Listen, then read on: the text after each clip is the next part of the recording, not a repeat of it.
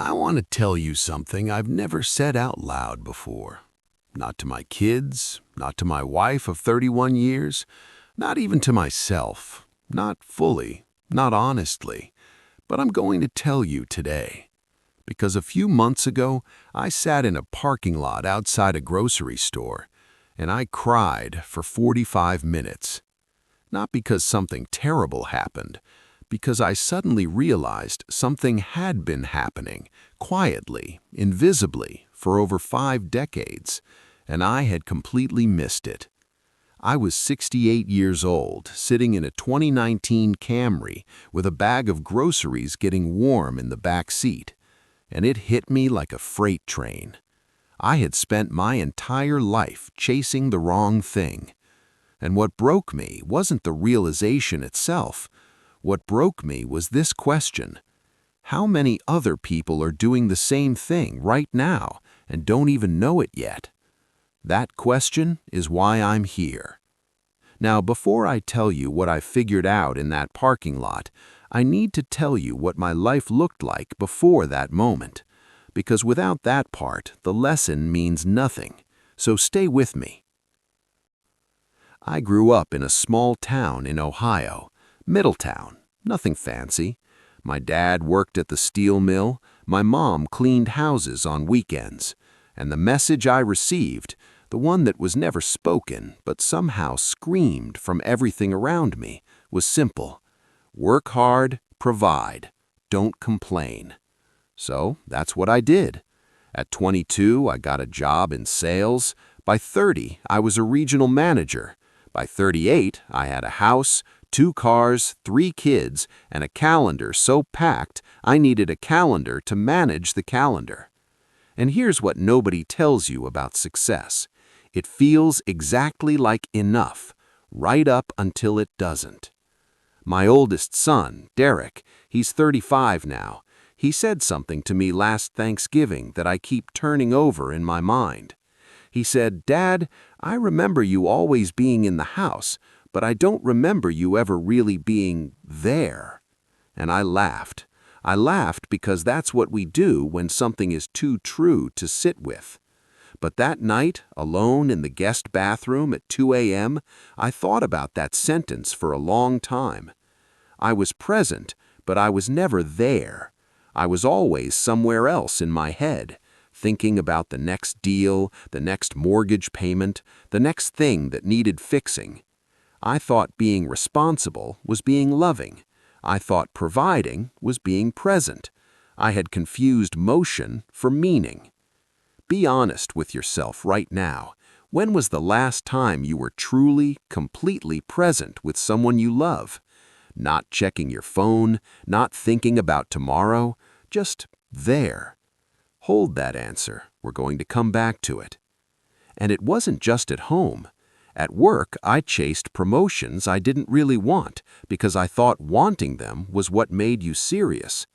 I spent 11 years at a company, gave it everything I had, late nights, weekends, you name it. And when they let me go during a restructuring in 2009, you know what the CEO said to me? He shook my hand and said, "You were always a company man, Bill. We appreciate that." A company man. I drove home that afternoon and thought, is that my eulogy? Here's what I want you to understand.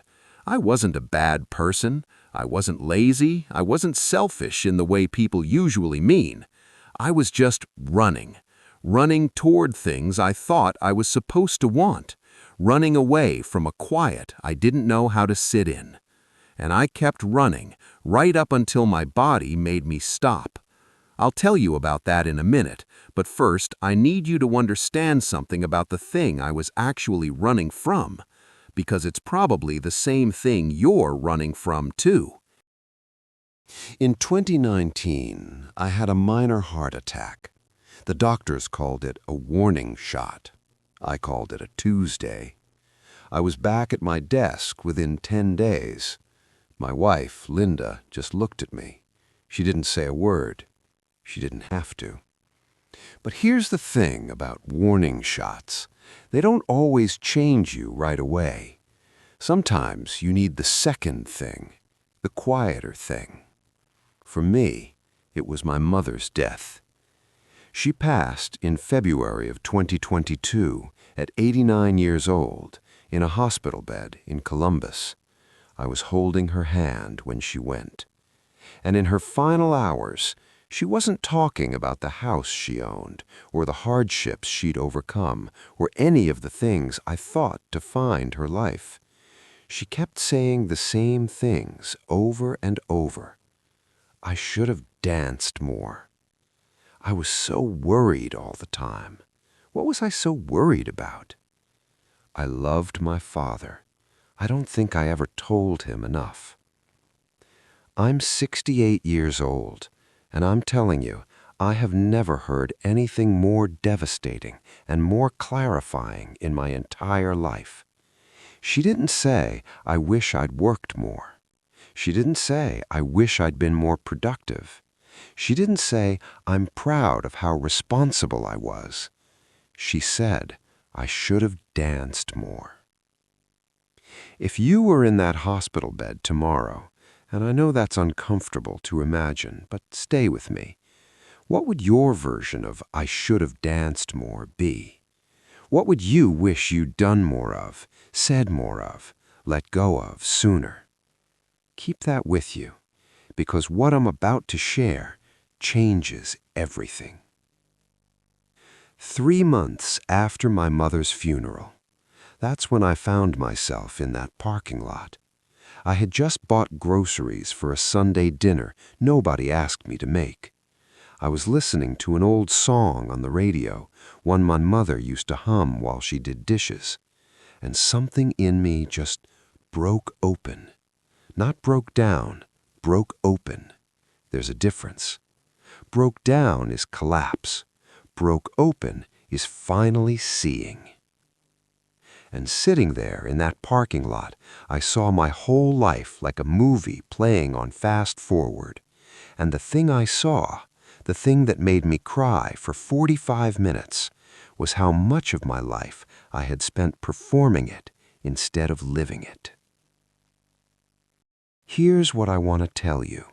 Here's the thing that took me 50 years to learn, and I'm going to give it to you plainly because you deserve that.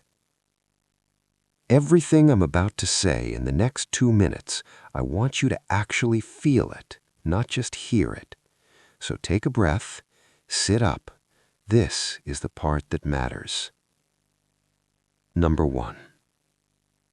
The life you're avoiding is the one you actually want. Most of us don't avoid the hard things because we're lazy. We avoid them because they're real.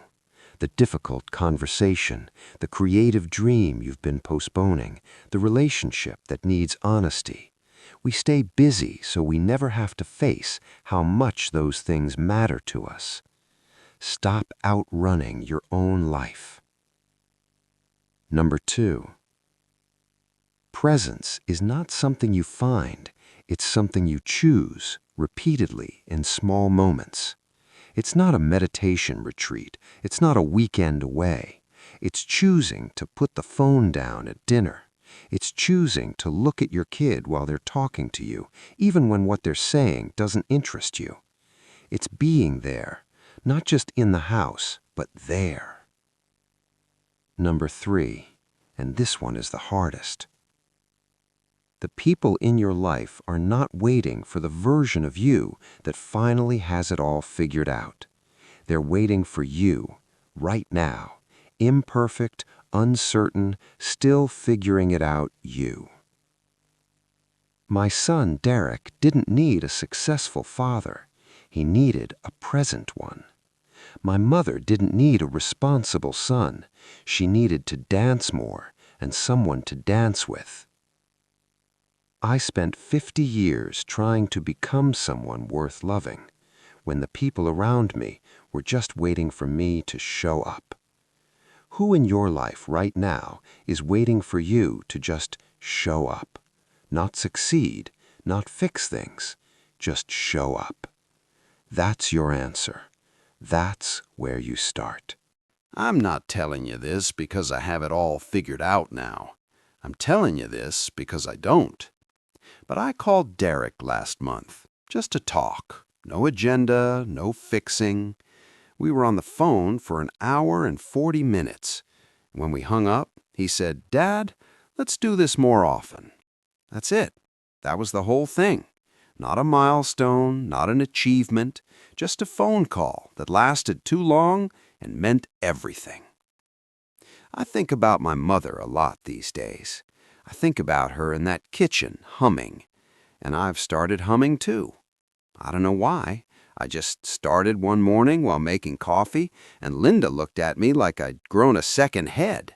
And then she smiled. And I thought, there it is. That's it. That's the whole point. You don't need 50 years to figure this out. You needed about 10 minutes, and you just spent them here. So go home, or call someone, or put the phone down and look, really look, at whoever's sitting across from you. Because that moment, that is the life. Not the one you're building toward. This one, right now.